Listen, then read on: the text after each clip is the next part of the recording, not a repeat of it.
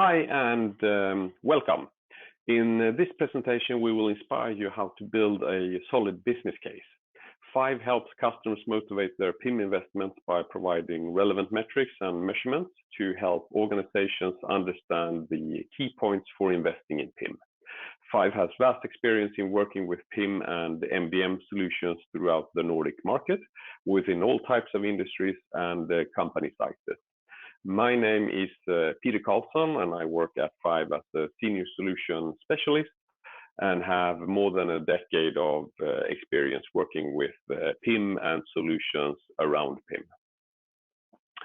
So today we'll quickly cover what's the ROI, how do we calculate that, and what can we measure, and we'll also at the end come down to an example calculation on how to actually work with this. So what is ROI? Return on investment. So basically it is the net return profit that you do and divide that by the investment and calculate by 100 to get the ROI percentage. With this being said, there are of course easy things to measure and hard things to measure. And in this scenario, we'll start off with the investment. So some examples of the investment and the cost that you need to put in and calculate for. So the cost for the PIM solution itself, that might be license costs. Doesn't matter if it's an on-prem solution or SaaS solution with a subscription model. Most likely for an enterprise solution, there is a cost for it. There is a cost for potentially for infrastructure. You need to host it on some servers. You need to define and set up access to it if it's remote, etc., etc. So cost for setting it up and running it. And then of course you need to set an implementation project in place. You need to build your data model. Which makes it specific to your company's needs and requirements. You need to integrate it to various data sources. They might be internal, such as your ERP system, or a DOM solution, or other systems that contain data that you're interested into gathering to your PIM system. Or there might be external, such as receiving data from your suppliers or from databases that you can purchase product information from, such as the CNET or GS1 databases, which contains a lot of information which are often is relevant for your business. You need to set the processes. How should you work in PIM? Who should do it? When should they do it? And you need to define the data quality rules for running your PIM system so that you can make sure that the golden record that you're building within PIM is as high quality controlled as possible before you release it out to any consuming systems. And that's of course the next part. You need to build the exports in PIM to make sure that for example, the e-commerce solution gets the information in ordered, fashionably manner. And of course, you also need to potentially do some work on the receiving end. So that e-commerce solution, you might need to do some work in that in order to get the data in. And of course, you need to add the cost for the persons actually working with the PIM solution, maintaining the product data, to make sure that you have a complete overview of the investment that you need to do in your PIM system. The investment part is not something that we'll look into today, because that's of course, as you understand, extremely company specific. So that's something that we're happy to help out with. More on that later. But today we'll focus within the examples that we got. We're going to focus on the returns.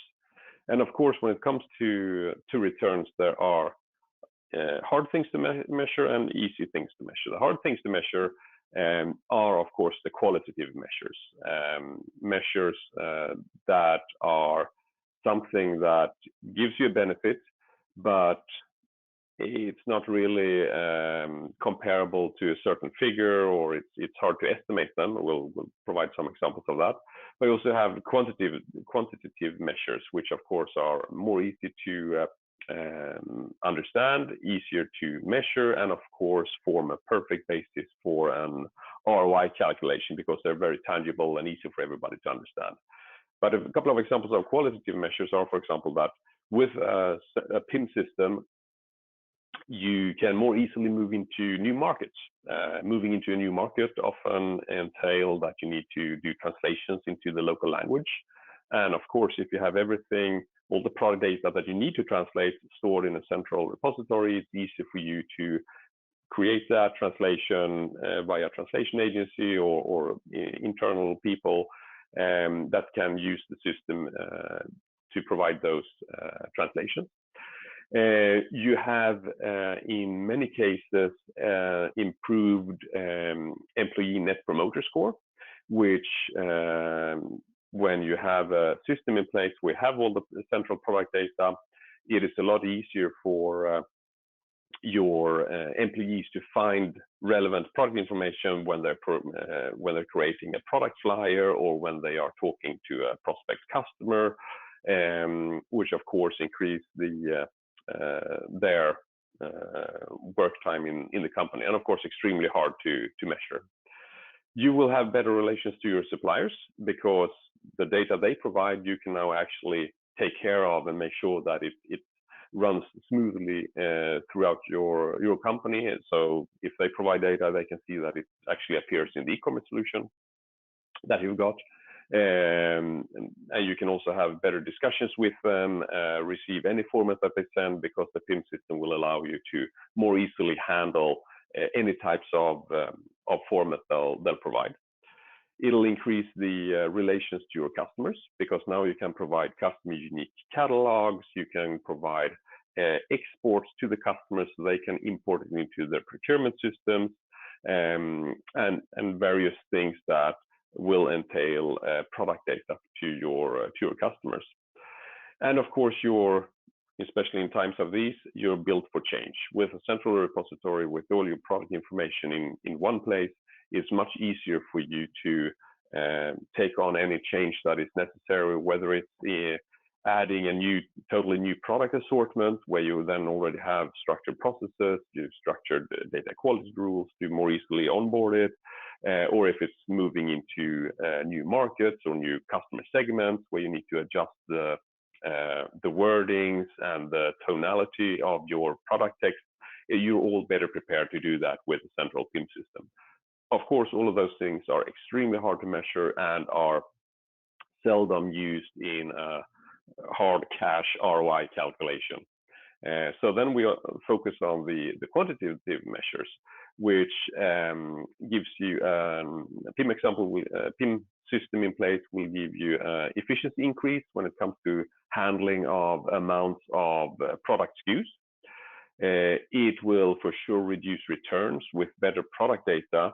The customer will actually see what he's buying and can better understand what he's getting. So you'll reduce returns. You will increase the conversion rate. One of the top reasons for abandon a shopping cart is that you're uncertain of the product that you placed in your cart. So with better images, product video, better product text, and a higher set of attributes, you can more easily persuade the customer that this is the proper product for them to avoid the cart abandonment. And of course, you can sell more because with efficient processes in PIM, you will spend less time in actually putting a product online, which means that whenever you introduce new products, they will be online within a shorter time frame than working with manual processes. So that's another one that quite easily can be measured and used in an ROI calculation. And that's of course what we'll focus on, the quantitative measures. But of course, both of those are relevant, but you need to see that they differ between a B2C and a B2B setup.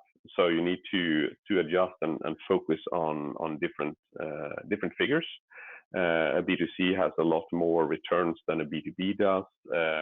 You can have a much higher product flow through a B2B, for example. So there are different measures that you need to focus on when you're building the ROI case. And of course, they're not only specific B2B to B2C and B2C. You also need to add the industry effects, where you have certain industries with a really high turnover of the products, short product life cycles within electronics, for example, compared to manufacturing, where you can have a product life cycle over 40 years, for example. So those also need to be thought about when you're building the ROI. So that said, we have a really simple scenario where we have a number of inputs for a simple ROI calculation. So this is a company who's running an e-commerce solution. They are in the phase of expansion. So they are quickly ramping up to new markets, increasing their product assortment rapidly. So by getting those figures, where we have a number of e-commerce orders per year, 350,000, they have a number of SKUs per order, they have a cost per return, in this example, quite low.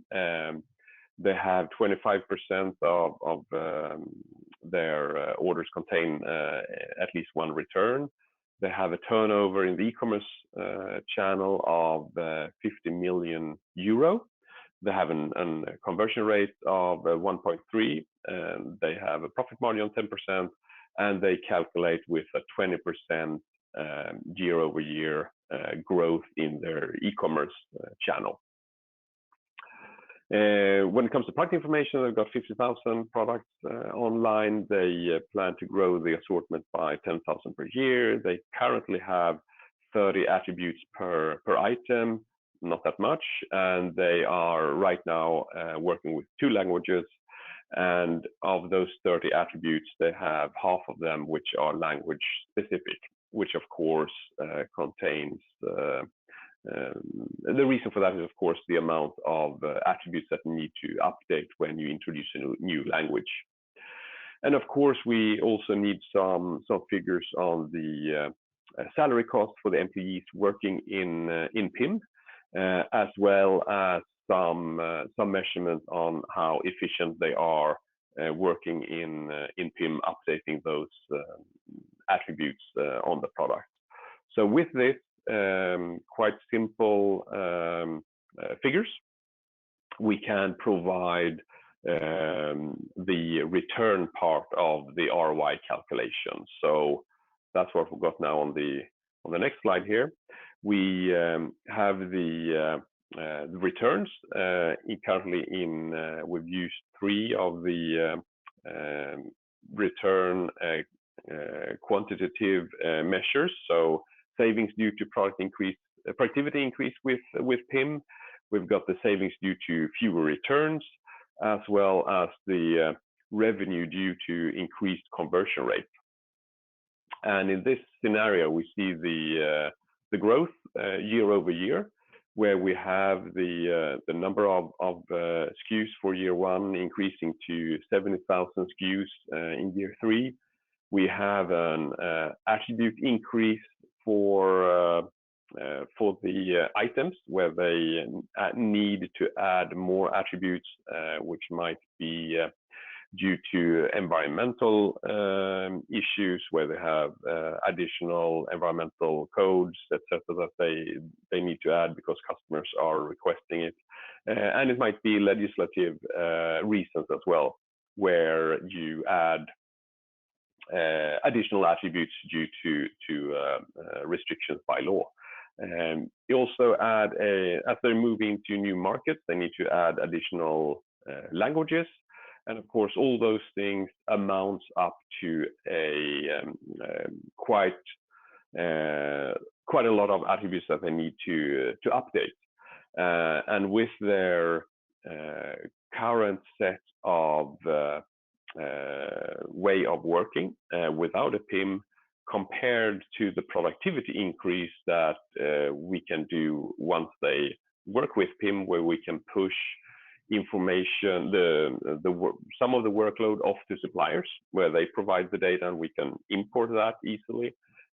We can have integrations to translation agencies for pushing off product information to agencies for importing that into PIM. So then we have a 50% productivity gain on the cost of those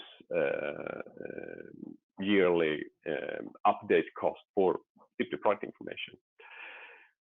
Due to better product information, we also see a reduction of returns. So here we've calculated with a meager 10% reduction of returns.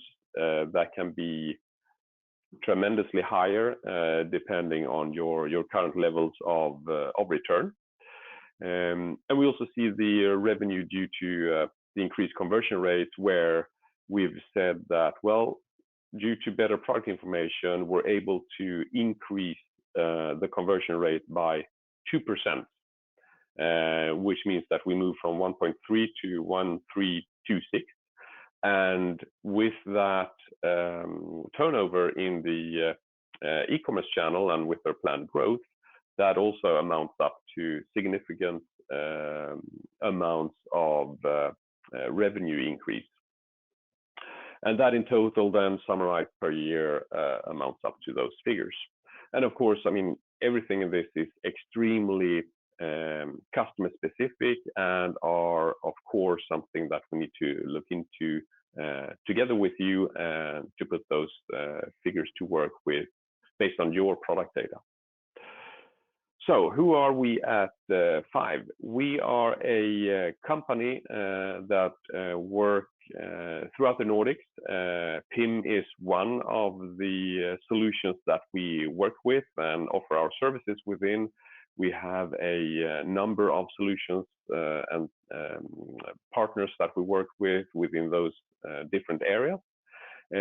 We are a company that was founded in 2006. We're headquartered in Gothenburg, and we have a vast amount of customers that we work with on a daily basis to improve their digital business based on our experience and our knowledge within those areas. And of course, if you want to get a better understanding of the investment side of the ROI calculation, then please don't hesitate to reach out. Or if you want to do the full ROI calculation with your figures, don't hesitate to reach out. You see my contact information below, as well as information how to reach FIVE on the right-hand side there. And with that, I wish you a continued great day and hope to hear from you. Excellent. Bye, Anna.